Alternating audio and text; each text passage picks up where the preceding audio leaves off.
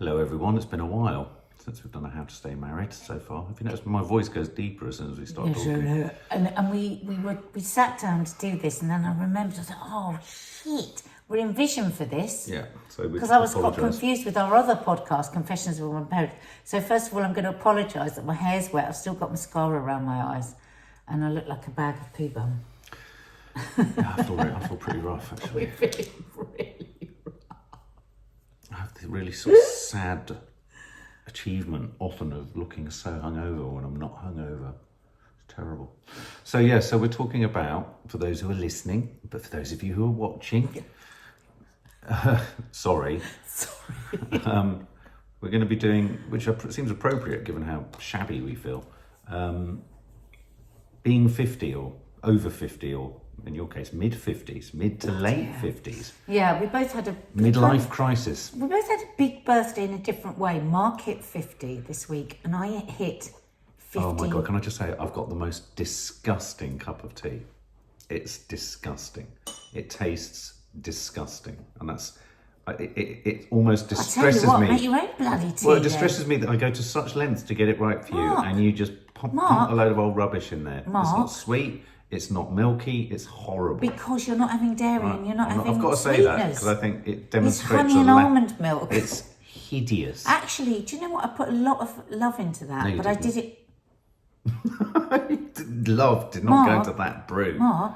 No, it didn't. Mark, I know that all Straw-made sandals. The dairy and the sweetness, of which you have 5 in every cup of tea, are killing you. Only...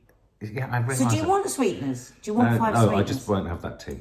Right, okay. So when you say it's not made out of love, I put Manuka honey in it and almond milk. So that tea's probably cost about £35. I was actually thinking about your health and about keeping you alive, especially now you're 50. Sorry, it was just such a shock when you're looking forward to a cup of tea and it was like... There's not many people that will go to the trouble to do that for their partner. So actually it was totally with love, not without love. Okay. Oh, you know, it's disgusting. Thank you.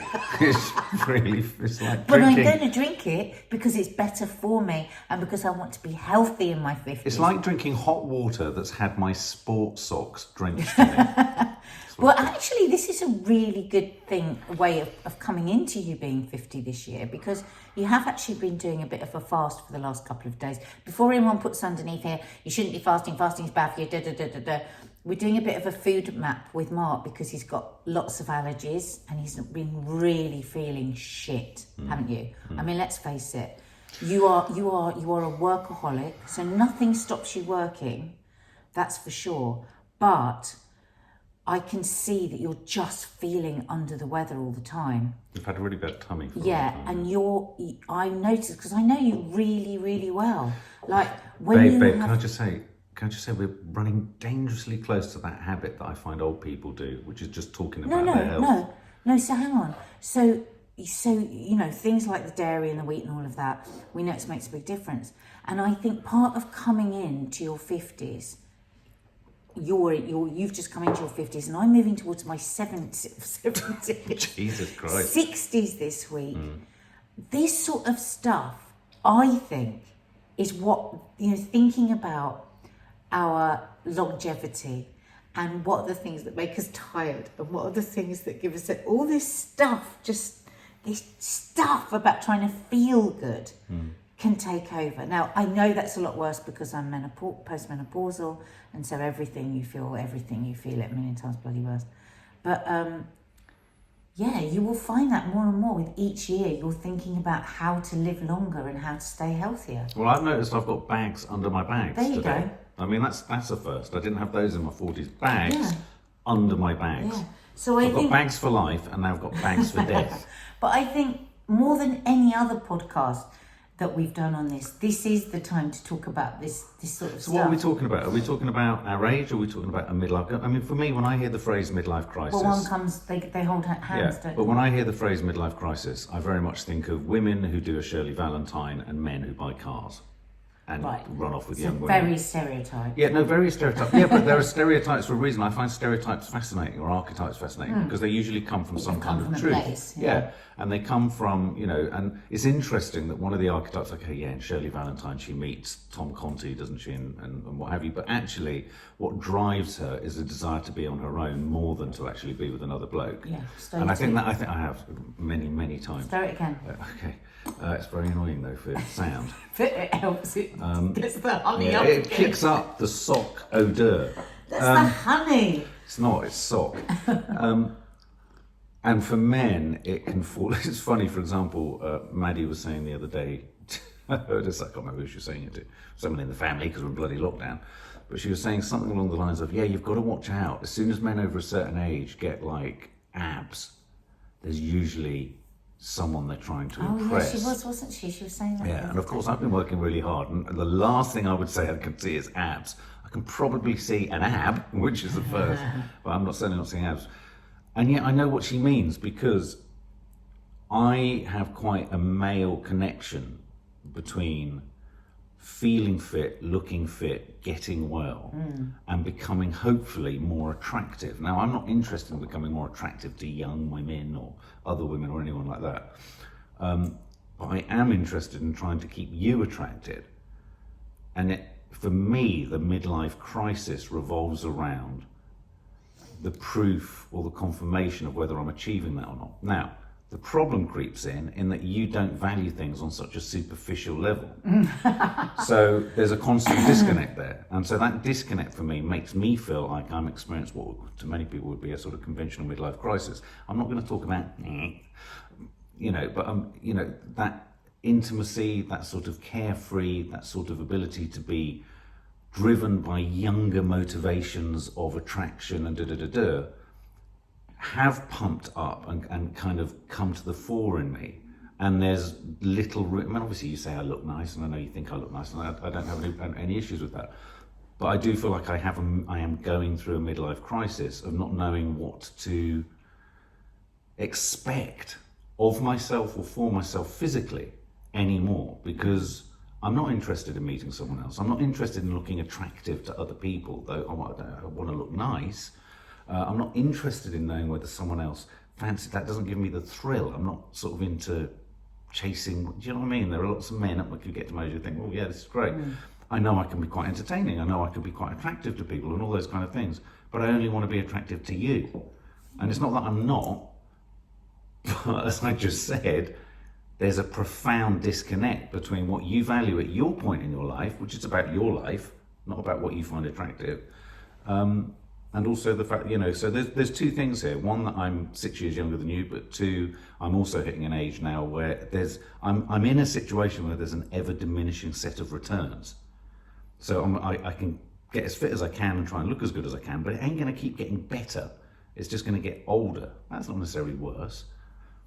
But I am worried about how I'm going to look, how attractive you're going to find me, what levels of Joe Wicks I'm going to have to go to maintain just this current state that doesn't sometimes, I feel, elicit much interest. For whatever reasons it doesn't.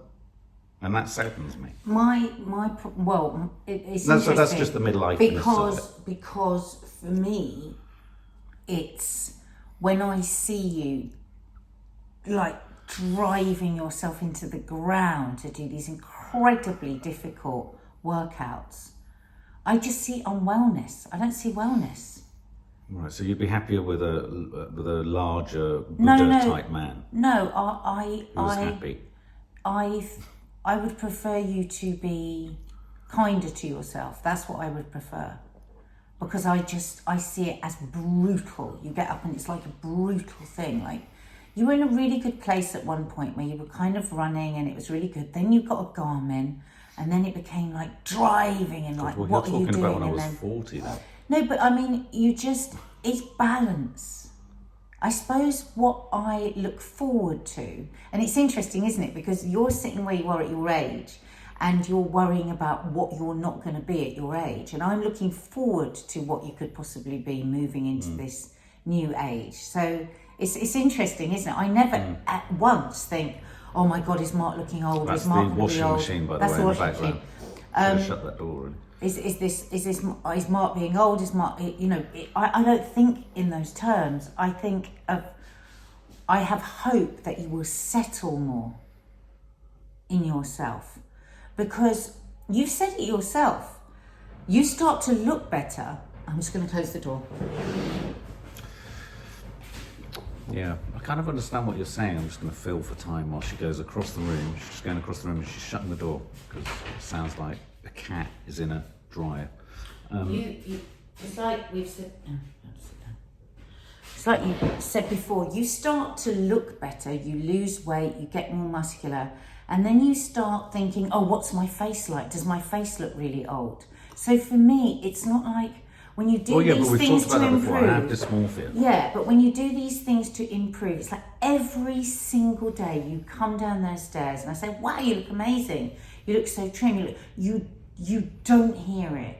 So to me, these things that you do with yourself physically, to me, are meaningless because they don't serve your soul. Your soul is still agitated. Well, yeah, no, but that's my point. You're No, still unhappy with yeah. yourself.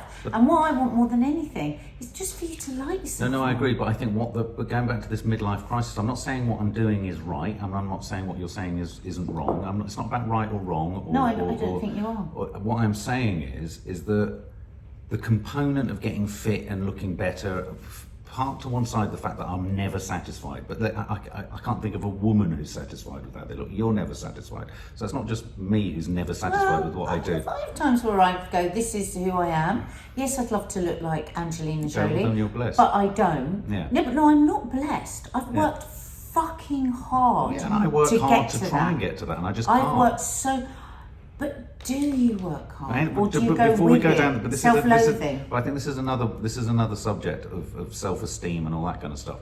What I'm talking about is the component of getting fit, looking nice, making the effort, all that kind of stuff, and the short-term returns on that. And I don't mean that in a cynical fashion. Of being younger, we're not young, carefree people anymore. We're not.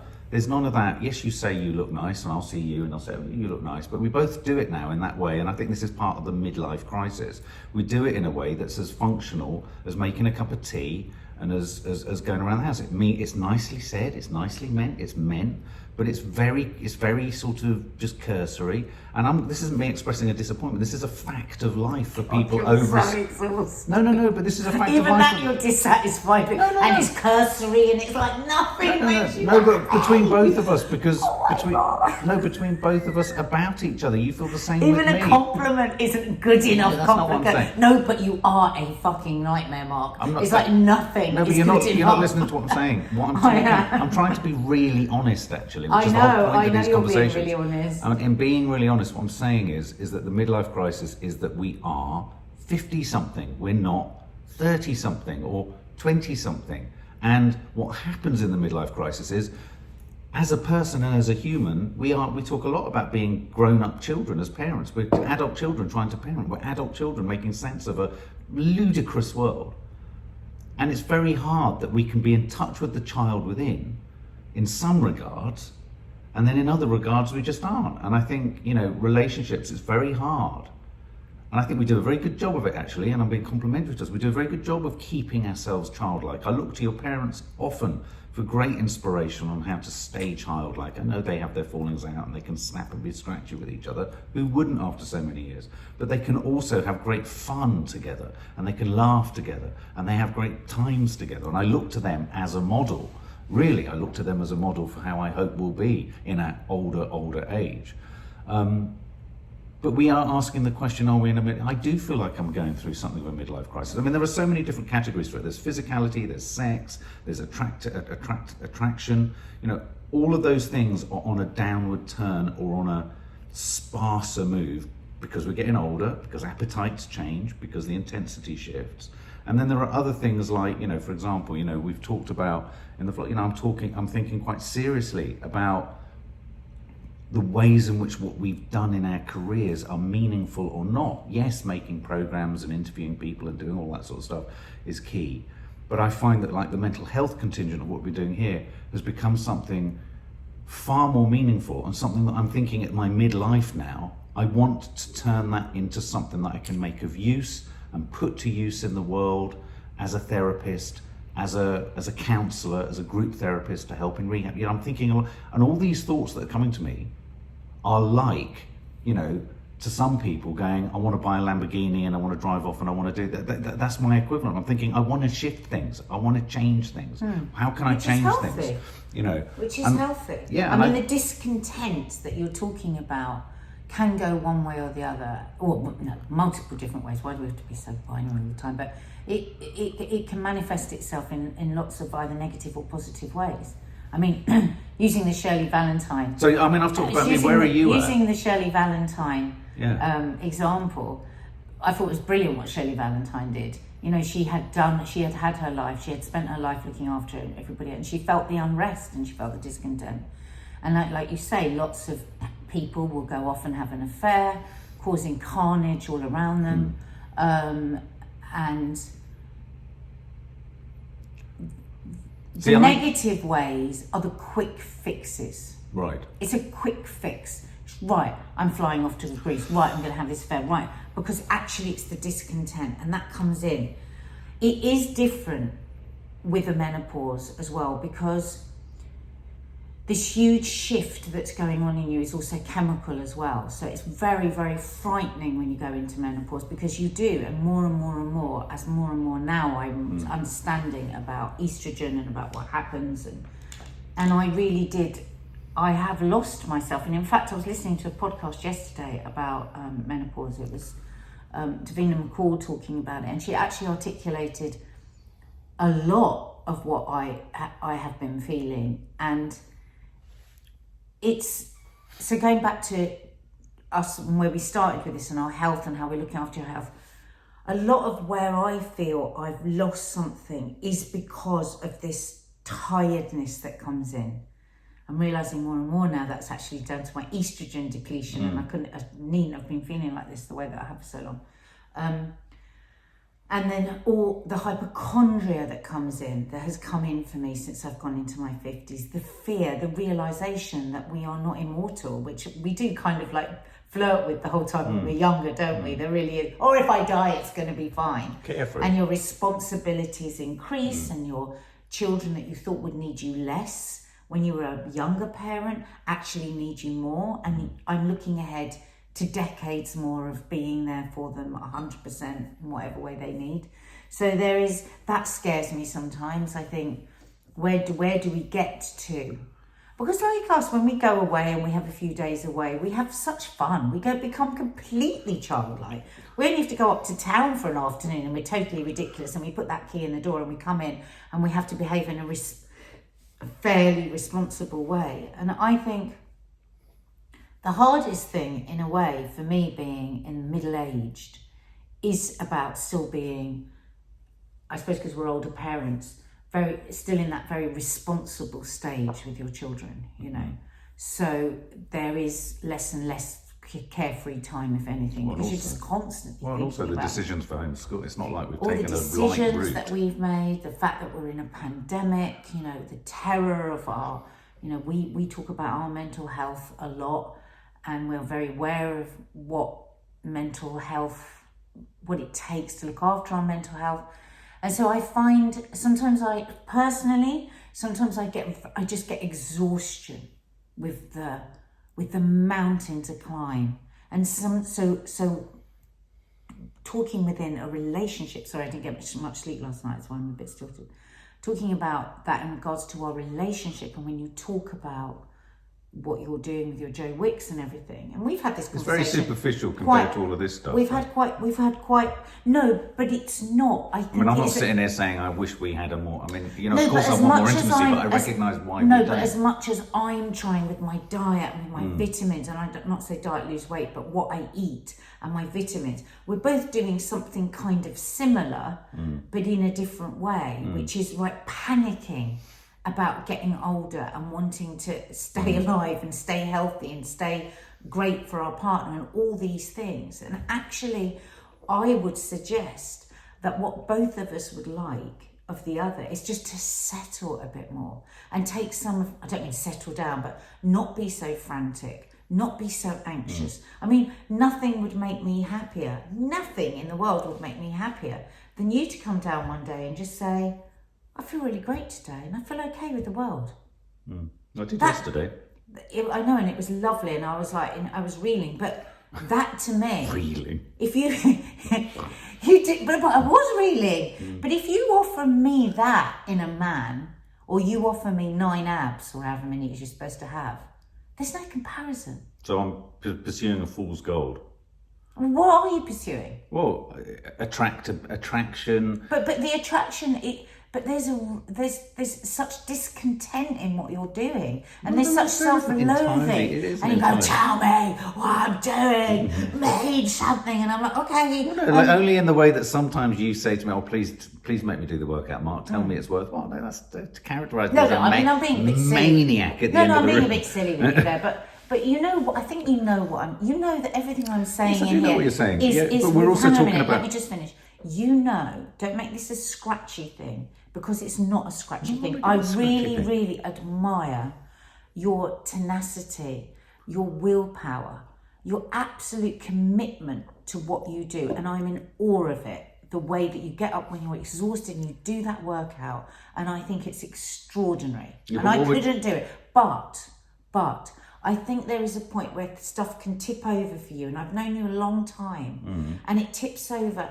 and you'll notice that over weeks and weeks, if you think about it, I've been saying to you, how about doing Joe Wicks like three or four times and doing a run a week? Because I notice what makes a difference for you, for your mental health, and stuff with you will tend to fall into a punishment and away from you actually being nourished. No, but I mean, the long and the short of it is what you're saying in a sort of much bigger way here is the thing that we've discussed many times, which is you wish I looked after my sort of mental welfare more than I just looked after the physical. Yeah. And I think the physical and the mental in someone who struggles genuinely with a quite a high level of dysmorphia, the two things are inextricably entwined. They are inseparable. Self-identity, self-esteem, presence within the world, a sense of being seen in the world in a way that you want to be seen is all tied up with your mentals. And yeah, absolutely. I mean, the mental component. Last week when you did yoga, I was just so over the moon.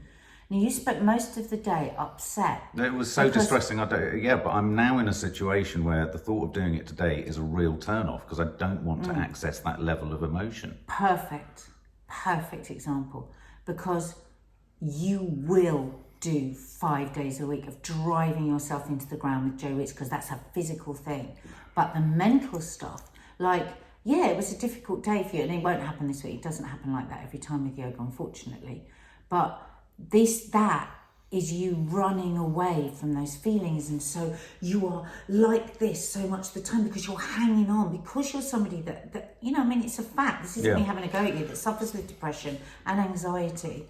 That I find in my mid-50s, I do find that really upsetting to live with somebody that I love that always feels so sad. It's hard, and I lose myself and my identity sometimes within that, because I don't know where I'm fixing and where I'm not fixing. So you taking care of your mental health that day and going off and feeling very emotional and taking that time was a very powerful thing for me, because that is not what you do. You look at the exterior, you know, intellectually you look after yourself, you read, you're engaged in the world, you're phenomenally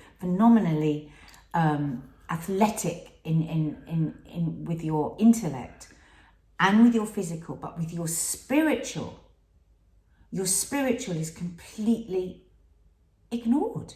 You won't sit and take 5 breaths you won't. Sometimes I'll say, just stand there for a minute. You're not even a minute, and you won't do it. But going back to the whole concept of a midlife crisis that's potentially identifiable and understandable to people who aren't in our strange, screwed up, mentalistic, and I mean all of this in a I think everyone is. Yeah, everyone has their own particular shit. But you know, a lot of people are in relationships where they can't talk about this shit, or won't talk about this shit, or don't know how to talk about this shit. There's always this, I hate this sort of judgment that people don't because they can't. You know, some people just don't have the language and don't know how to start it. It's really difficult. I was just sitting here earlier and I was thinking, if, say, for example, as is the case with the vast majority of people in our age group, in our demographic, more women, interestingly, than men, or as many women as men, and you add the alcohol component to this, which is a very normal social, let's forget talking about alcoholism, bored, yeah, right, I'm an alcoholic, fine, whatever. But let's just talk about alcohol as a normal part of the fabric of everyday life. Yeah, exactly. Bring alcohol into that. And I think that is where the itch, the confusion, the dissatisfaction, as you really aptly put it earlier, the desire for a quick fix to what seems like, which is a fundamental life problem, which isn't going to go away, which is, mortality. Am I with this person? Oh my God, I'm still going to be a parent until the day I die. I mean, my nan at 93 was worrying about her children. All of those things. If you turn to alcohol, which I think is what happens to the vast majority of people in relationships, men and women are far more likely to be unfaithful. It happens with alcohol. It used to happen with me. If I drank, I would for sure confuse lots of these midlife crises into thinking Nadia doesn't want me like this, she doesn't look at me like this. I would feel that sort of terrible poor me thing of having a drink. I feel justified in having this. You'd be off, we'd be off, we'd be off, we'd be off. And I think you can either look at that and go, whoa, not everyone who drinks. Well, have a look at the preconditions of most moments of either infidelity or suddenly deciding that you want to split up with someone in the Shirley Valentine way. I bet you any money alcohol is a huge part of it. Yeah, I mean, I'm not going to lie. I think that's why middle-aged people turn to drink a lot, to numb the pain of the boredom of what they're going through, or the difficulties of what they're going through. I'm not going to lie. Sometimes I do think, oh my God, if only we could just have a couple of glasses of wine together and just like break away from this day and just not be in this same zone of like, irritation with each other, and there's no just like lift away from ourselves, even just a drink or two. But I also know that mostly there are some people that can have one drink or two. But I think the majority of people would be honest. One or the other in a couple. One might be able to. So you might have a bit of a lift away from the mundanity of the problems of just day-to-dayness of being in a relationship, and thinking that you can then connect and talk in a certain way. But I think often what happens, it goes tits up. Because actually, if you try and talk about this stuff with alcohol, it takes a turn. It nearly always takes a turn. So if you are in a relationship where you're feeling unheard, really try to have a totally sober conversation. If you're somebody that usually, and of course there's plenty of people listening that don't, but if you are somebody usually that will pop open a bottle of wine to have a conversation with your partner that you're needing to get said, I would suggest don't. If it's not giving you results, I would suggest meaningful results that go on beyond those first two drinks. You go, I understand. But I'm not even talking, I hear what you're saying, but I'm not even talking about alcohol in those conditions. I'm talking about how alcohol becomes the kind of fool's gold solution to sort of many midlife crises. So, for example, the number of men who say they don't mean it in a sort of grooming entrapment way, but it's a kind of socially accepted thing. Oh, she's had a few drinks, maybe my luck's in tonight. That kind of thing, where alcohol is seen as the way, or the access, or it might be the thing that makes someone, a man or woman in a relationship, numb them off a bit so they feel they can be intimate with someone.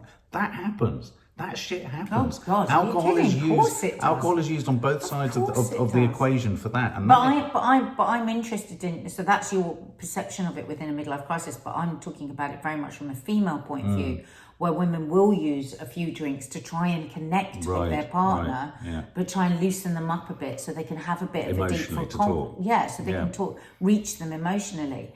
But I would ask you to ask yourself, is it meaningful the next day, or are you left hollow with still a real sense of not understanding? I mean, we've said this often people say to us all the time, oh my God, your relationship's so great, you talk like this, we find this really hard. We don't just talk like this, it's uncomfortable. It's uncomfortable to look at each other. Yeah, but also we're talking about stuff that isn't necessarily comfortable. I am talking about feeling at times, and I know that, we are both beating to very different rhythms a lot of the time. There are many times, and I don't voice it as much now because I've learnt of ways to try and internalize it or deal with it myself or whatever, but and I've tried to work out where it is fair and not fair to sort of make your voice heard and all that kind of stuff. You know, there are changes in appetites, and I don't just mean sexual, I mean intimate, I mean intellectual, I mean emotional, you know, where we want to be physically, where we want to be, you know, when we're out of coronavirus, even where we're, you know, sitting for our leisure time. You know, there are differences and there are compromises. And I think what happens when you get to your midlife as 50 something is you are starting to think, my time on this planet is limited. It's limited. How much compromise do I want to make, and how much can I have for myself? Absolutely. So if I was where am I in all this? where am I in all of this? And if I was to sit here and I was a gambling man, I'd say you'd do the Shirley Valentine when the girls have left home and you bugger off, because you'd be like, don't want to be around this miserable cock all the fucking time, jumping around doing fucking Joe Wicks, constantly thinking it's going to change the world, but he's as miserable as sin and red-faced and going, is it really important? I mean, that sounds so deeply unattractive. My sense of things is that you would do the Shirley Valentine, but I know for a fact that if I was drinking, I would end up doing what most men do, which is catching someone's eye and being an absolute fucking moron, trying to get better abs and probably doing my back in and ending up on my own in a bedsit. So, you know, I think, what am I trying to say? It is about time. It is about time. It's about expectation, but you've kind of hit the nail on the head. It's also about what we feel, you know, not acting on a short-term selfish need for what's right at that moment. It's about, what is it? I think the 50s take patience. Christ, there isn't much on. You have to have patience. You do. You have to have patience. You have to kind of sit with the changes and wrestle with what it is that you do. I mean, these questions do come up. What do I really want? How happy am I? They are frightening questions to ask ourselves and to ask within a relationship. But I would say we've been asking the same things of each other the whole of our marriage. You would like me to be more vulnerable, more open with you, less secretive with my feelings. You would probably like me to exercise more. I spend more time worrying about my inner self, my meditation, my all of that. And you would probably be thinking, God, I wish she'd just do a proper cardiovascular so that she doesn't die of a heart attack. Can I honestly say something right now?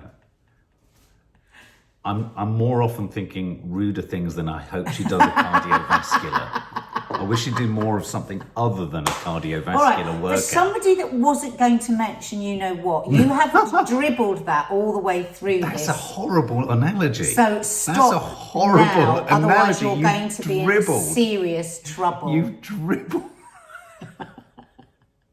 You've leaked that. Nads. Shut the Nads. up now. Nads. Now. Stop it. Well, I would. Okay, I'd absolutely love you to do a cardiovascular. No, but what often. I mean is, I think, because we mustn't forget that this is a relationship podcast. You know, within relationships, I think if maybe it's a good exercise for us all to do is to actually sit and think today. How many times has your partner asked you to do something and you haven't done it? Each of us. Do you know what I mean? Like the things that you would like to change in me, do I really change them? Things I'd like you to change. I mean, what's a better word than change? Because I think change is a lot. Yeah, work on, I suppose. Yeah. There's a squirrel. Yeah. I wish sometimes look at squirrels. I think I wish I was in. I know, I love squirrels. They're just so busy and they're so focused. And they've got a purpose. They're so busy. When they want to chill out, they just do. They're just focused, but sometimes they'll just sit, and when they sit, they so stop. Yeah. Don't they? Oh, to be a squirrel. Well, there we go. Yeah, I know what you're saying. Got to have patience. Got to have patience. You're right. Well, no, you're not. You've got to have patience. Because part of being in a midlife crisis is searching for that patience. Yeah. I mean, I don't have it, but I'm searching for it. It's the exhaustion. I think that's the hardest thing. There's always something new to worry about in your 50s, isn't there? There is. There's always something new to worry about. since the age of 22. And let's not forget, 2020 has been the year of worry. So I think all relationships, if we're all still together, we're all doing pretty well. True. Okay, well, on that note, if you haven't subscribed, subscribe. If you're listening to us on a podcast, hit the thumbs up if there is one, or hit the stars or whatever it is. And we'll see you soon. And for all of those of you, Nadia will be in Greece. Oh my God, you guys, oh my God, you've got such a good relationship. We fight like cat and dog, and we storm off, and we don't listen to each other, and we don't sort shit out loads as well. Yeah. It's just because we're sitting here, we know you're looking at us. Yeah, it's true.